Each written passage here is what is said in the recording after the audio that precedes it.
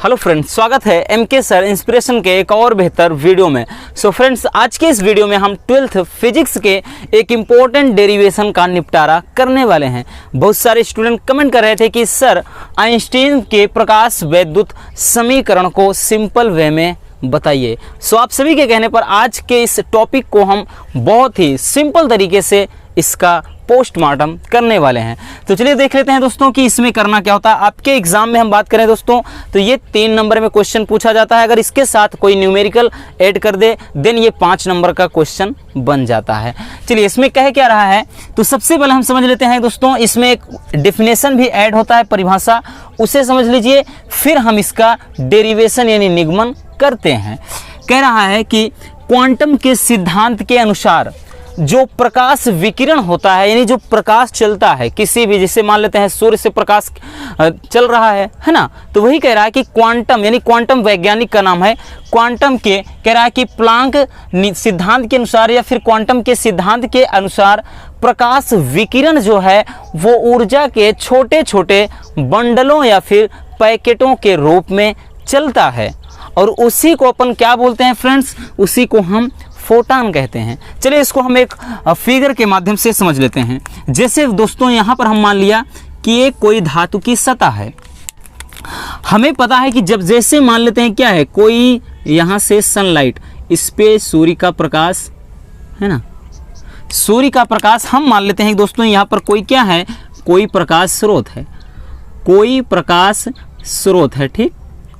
और यहाँ से क्या है कि प्रकाश यही चल रहा है ना कि प्रकाश विकिरण जो है यानी ये जो प्रकाश विकिरण है वो ऊर्जा के छोटे छोटे बंडलों के रूप में चलता है और इसी को अपन क्या कहते हैं, फोटॉन कहते हैं। यानी ये जो प्रकाश के ये छोटे छोटे बंडलों के रूप में चलेगा इसको हम कहते हैं फोटॉन। और जो फोटॉन की ऊर्जा होती है फ्रेंड्स वो होती है E बराबर H इंटू न्यू। जब यहाँ से ध्यान देना, ये प्रकाश की किरणें हम मान लेते हैं दोस्तों, ये प्रकाश स्रोत क्या है, प्रकाश स्रोत से जो चलने वाला प्रकाश है जब इस धातु पर गिरेगा तो इसमें से फ्रेंड्स क्या होता है, इलेक्ट्रॉनों का उत्सर्जन शुरू हो जाता है। यानी क्या होता है, इलेक्ट्रॉनों का इस धातु की सतह से इलेक्ट्रॉनों का उत्सर्जन होने लगता है। बात समझ में आई कि जैसे क्या है, ये प्रकाश स्रोत से प्रकाश की तरंगें चल रही हैं, ठीक, यानी हम कह लें तो इसको क्या बोल सकते हैं, प्रकाश विकिरण बोल सकते हैं। और ये क्या है कि ऊर्जा के छोटे छोटे बंडलों के रूप में चलता है, इसी को हम कहते हैं फोटॉन। और एक फोटॉन की जो ऊर्जा होती है वो H न्यू होती है, ठीक। ये धातु की सतह है, इस पर जब टकराएगा तो इससे इलेक्ट्रॉन का उत्सर्जन बाहर की तरफ हो रहा है। अब हमें इसी लॉजिक पर पूरा का पूरा जो समीकरण है वो सिद्ध करना है कि क्या समीकरण होगा। अब देखिए ये जो ऊर्जा होगी दोस्तों यानी धातु की सतह पर ये जो ऊर्जा आपको E बराबर H न्यू दिखाई पड़ रही है कि ये जो फोटॉन की ऊर्जा है वो 2 रूपों में खर्च होती है। तो लिखना पड़ेगा फ्रेंड्स, यहाँ से हम लिखेंगे कि फोटॉन की ऊर्जा 2 रूपों में खर्च होती है, 2 रूपों में खर्च होती है। अब फ्रेंड्स ध्यान से समझिएगा, 2 रूपों में खर्च होती है अर्थात जो E बराबर H न्यू होगा, ये जो ऊर्जा है जब धातु की सतह पर आपतित होगा दोस्तों तो वो 2 रूपों में खर्च होगी। सबसे पहला देख लेते हैं, पहला क्या हो जाएगा, ध्यान से समझिएगा। पहला काम जो है दोस्तों तो पहला हो जाएगा कि कुछ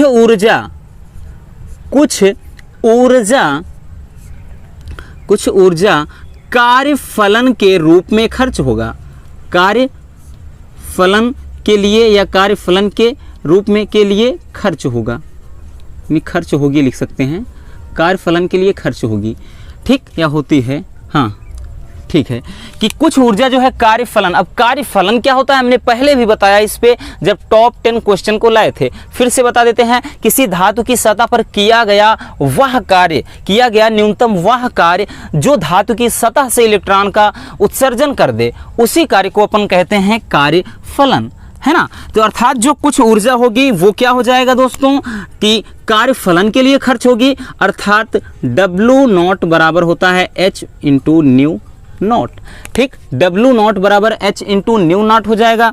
और बाकी दूसरा काम क्या है फ्रेंड्स, दूसरा है कि शेष ऊर्जा यानी जो ऊर्जा इसमें और बचेगी वो इलेक्ट्रॉनों के, हमने भी क्या बताया कि मान लेते हैं ये इलेक्ट्रॉनों का, यहाँ पर हम मान लेते हैं ये जो हो रहा है ये किसका, इलेक्ट्रॉन का उत्सर्जन है।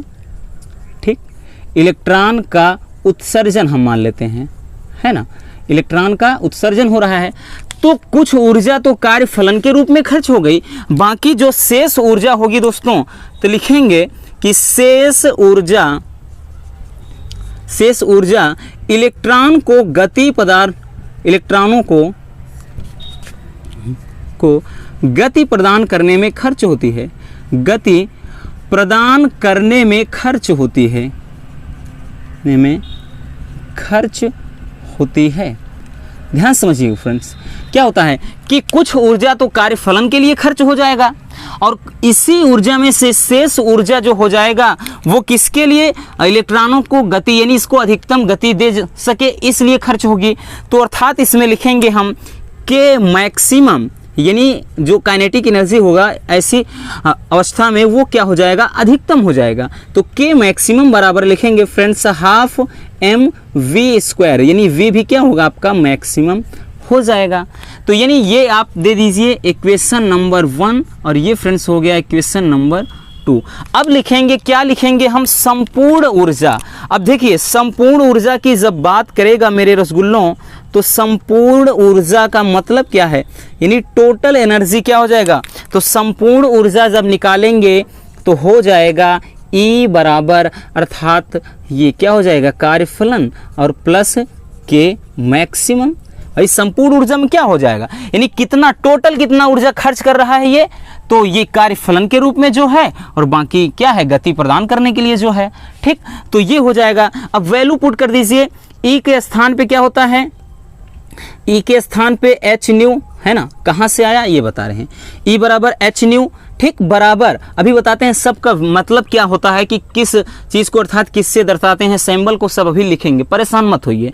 ठीक, और डब्ल्यू नॉट को भी क्या लिखा, H into nu naught, plus के मैक्सिमम को क्या लिखा, half M V maximum square. ये हो गया। इसको थोड़ा सही ढंग से लिख देते हैं, ध्यान समझिए। इसको क्या है, हमको देखो इसको हम एक तरफ लिख लेते हैं, अर्थात हाफ एम फिर वी मैक्सिमम स्क्वायर बराबर, ध्यान से समझिए फ्रेंड, ये अपने स्थान पे रहेगा एच न्यू माइनस, दोस्तों ध्यान से समझना, ये क्या हो जाएगा माइनस का, हाँ minus H into nu not. ठीक, क्योंकि ये अपने स्थान पे रहेगा तो भाई ये इधर भेज कर माइनस कर दे रहे हैं। अब ध्यान से समझिए दोस्तों, हाफ एम वी फिर मैक्सिमम स्क्वायर, ठीक है ना, एम वी स्क्वायर बराबर, कॉमन क्या है फ्रेंड्स, इसमें क्या कॉमन है, एच यानी प्लांक नियतांक, तो new minus new not, new minus new not, यही क्या हो जाता है, यही आपका फार्मूला हो जाता है।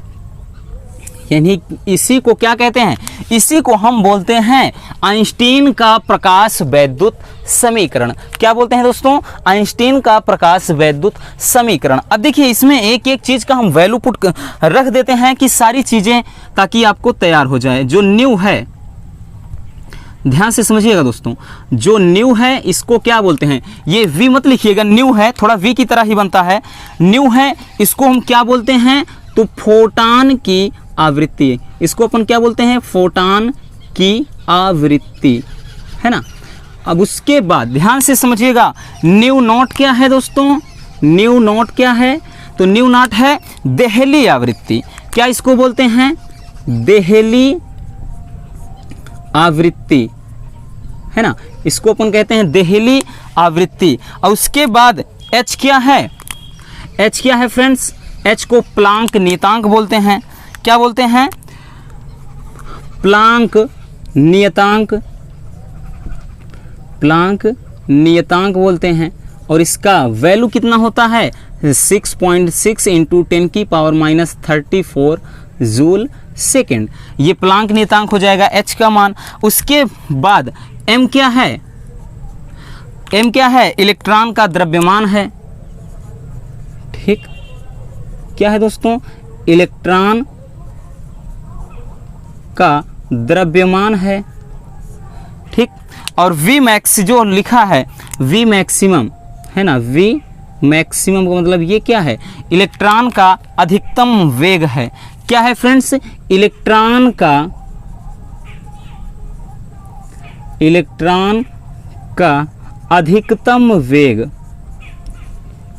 अधिकतम वेग है ना, कि इस सूत्र के मदद से आप आराम से अब क्या है जो भी वैल्यू दिया रहेगा इस पे आप न्यूमेरिकल भी बना सकते हो। तो ध्यान से समझ लेना, ये चीज़ें बहुत ही ज़्यादा इंपॉर्टेंट है, इनको जानना ज़रूरी है दोस्तों, ताकि आप न्यूमेरिकल भी बना पाओ। और जब भी आपके एग्जाम में अगर पूछा जाए कि आइंस्टीन का प्रकाश वैद्युत समीकरण क्या है, सूत्र का निगमन करना है, देन आपको ऐसे ही बहुत ही सिंपल तरीके से इसका निपटारा कर देना है। और काफ़ी ज़्यादा इंपॉर्टेंट है आपके एग्जाम के नज़रिए से। इसकी पीडीएफ भी हम टेलीग्राम ग्रुप में सेंड कर देंगे, आप वहां से इसको डाउनलोड कर लीजिए। बाकी मिलते हैं किसी और ऐसे मज़ेदार टॉपिक के साथ। अगर इस वीडियो में थोड़ा भी आपको इंटरेस्ट लगा होगा, वीडियो में मज़ा आई है, तो प्लीज़ इस वीडियो को लाइक कर देना, और नए हैं तो चैनल को सब्सक्राइब ज़रूर कर लीजिए। मिलते हैं किसी और मज़ेदार टॉपिक के साथ। जय हिंद।